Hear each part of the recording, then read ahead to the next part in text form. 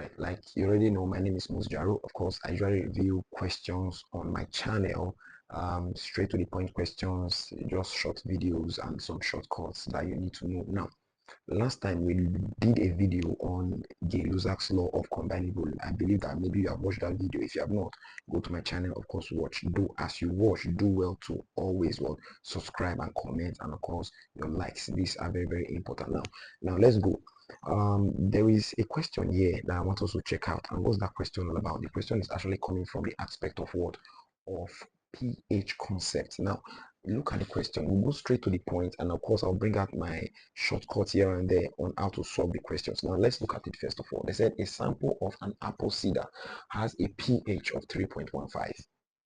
What is the hydrogen ion concentration of this solution? Now, if you want to solve this question, you put at the back of your mind that we have pH given, and they're asking us for what? For hydroxide ion concentration. Now, for those of us that are writing post-UTME, be very, very careful that in your calculator, you don't have anything like log or anti-log. So how are you going to solve? That's why you have to watch the video to the end to see some shortcut that you can use in solving pH questions. Now, look at this question now.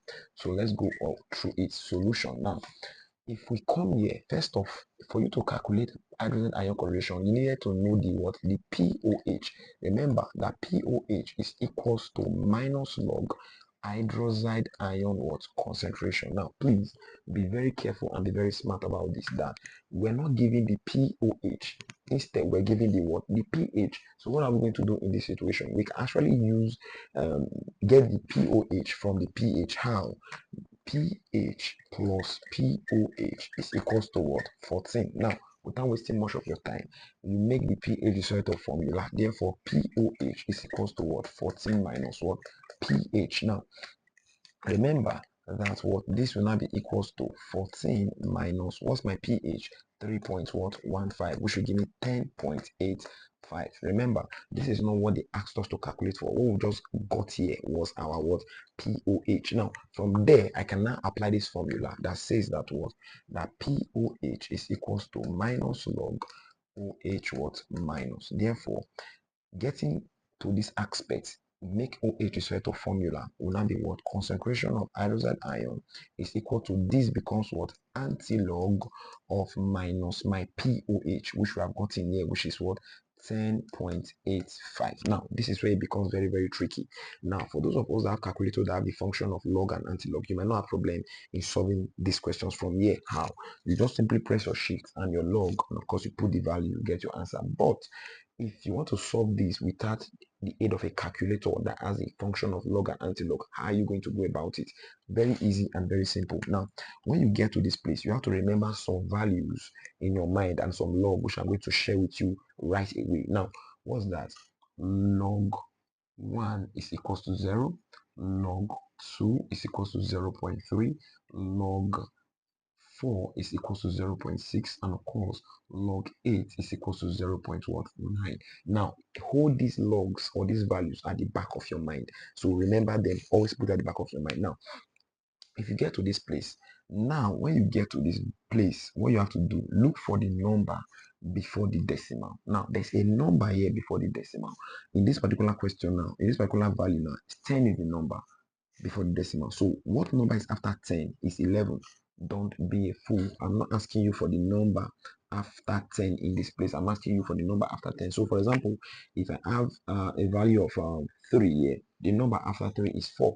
Now in this situation, here is 10, so the number after 10 is 11. So I will say times 10 raised to the power of minus 11.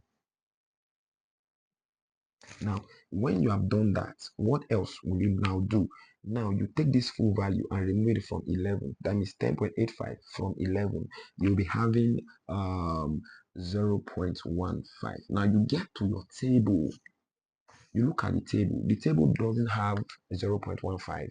Now, had it been, now let me bring out a picture, a scenario out, that had it been after minusing this value from your power, you have 0.6. What you'd have done, you'd have gone to the table and check, is there 0.6 in the table? Yes, of course. 0.6 is what? Is 4, obviously. So what you have to do is 0.6 is 4. That means our answer will now be 4 times 10 to the power minus 11. But we don't have, in this situation, 0.15 was not on the table. So what are you going to do? Have no fear. Look for a number that is in the table that is close to 0.15, but not definitely 0. Definitely not 0. So what are we going to do? The closest number there is 0.3. So you say 0.3 is what? Is 2. Therefore, 0.15 will be what? Will be x. Therefore, what are you going to do? Cross multiply and make x sort of formula. Therefore, x will now be what? 0.3 over 0.3, which will give me what? 1. So my answer here, final answer is what? Is 1 molar, because I said concentration. Now, remember, this is an approximated answer. So if you use a calculator, you will be having something like 1.4 times 10 raised to the power minus what? 11. So they know fully well that you don't have a calculator. So you have an approximated what? Answer or approximated value. So this is how to solve a question like this. But one thing I will put at the back of your mind is do not forget these values. Very easy. Now I have another question I want to review with us so that we get to practice it and make ourselves very good in this aspect. Now let's look at another video that has to still do with pH concept and see how we are able to solve those kind of questions. All right, now we have another question still on pH concept, again staring at us. So how are we going to solve this question? Remember, I still have the value there so that you can easily put it at the back of your mind, because we are going to be needing these values to solve this question. Now if you look at the question very well, you'll notice that it's a little bit different from the one that we solved in the first question.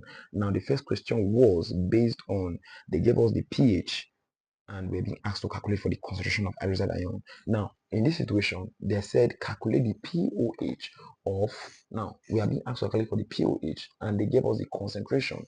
But one other thing that we need to know again is that they gave us concentration of an acidic solution. Now, you need to be very careful. While you are reading your question, you need to be very careful. This solution given was what? An acidic solution. So the best thing to do first is to get the pH. But had it been, they gave us the basic solution, would have calculated the POH from the onset. Now, look at what we're going to do. So straight to the point without wasting much time. So solution. Now, what are we going to do? You need to look for the what? Look for the pH first. How do you get to go about that? pH is equals to minus log hydrogen ion what? Concentration. Remember what I said. We are looking for the pH first because we have been given an acidic solution. But there's another thing you must put at the back of your mind, that the acid given is H2SO4. Now, H2SO4 is a dibasic acid that if it ionizes is going to give us H plus SO4 2 minus. Now, this is a dibasic acid. Now, this will not be your 2. Remember, the concentration they gave to us was for the acid itself. So if here is 1 and here is 0.001, here is 2, here will be 2 times 0.001. So we can't use this value. We have to multiply by 2. But had it been the acid they gave to us was a monobasic acid, like that of HCl, for instance, had it been they gave us HCl, if HCl ionizes, I will have H plus Cl what? Minus. Now, there will be no need for us to multiply, but in this situation they gave us what? A dibasic acid. So if we multiply, we're going to have 0.002. Now this will not be the concentration we are going to use to calculate for the what? pH. Therefore, let's go straight to the point that pH is equals to what? Minus log, we need to put this in standard form, 2 times 10 raised to the power of what? Minus what? 3. Now, when you get to this aspect, here it becomes very tricky. You need to use a calculator that has a log or an anti-log to solve. Now, there's a shortcut that I want to bring out for us to truly understand this aspect. Now, when you get to this place, you have to expand minus brackets log 2 plus log 10 raised to power of what? Minus 3. Now, when you get here, what is going to happen here? Log 2 is on the table. That's why I say you must remember your table very well.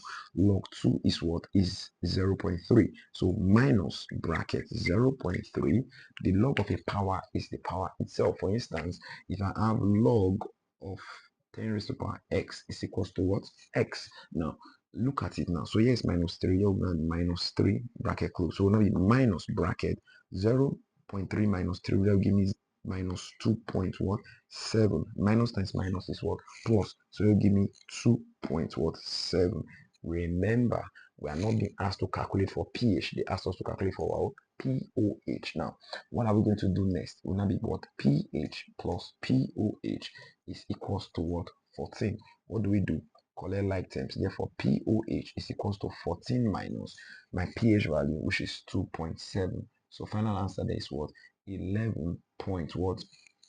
0.3. Now, this will be my final answer. So you see the way we solve this question right now. Now, in solving a question like this, first you must know if it was acid or a base they gave to us, and if the acid is dibasic, that's how we did. We have to multiply by what? 2. But had it been it was monobasic, we would have not multiplied, and we use that concentration to actually solve. Now, why are we not solving for the POH directly? Because the solution was what? An acid. But had it been it was a base, I would have solved for the POH straight up. Now, so this is how to solve questions like this. So we have a lot of questions. Majority is on fire today.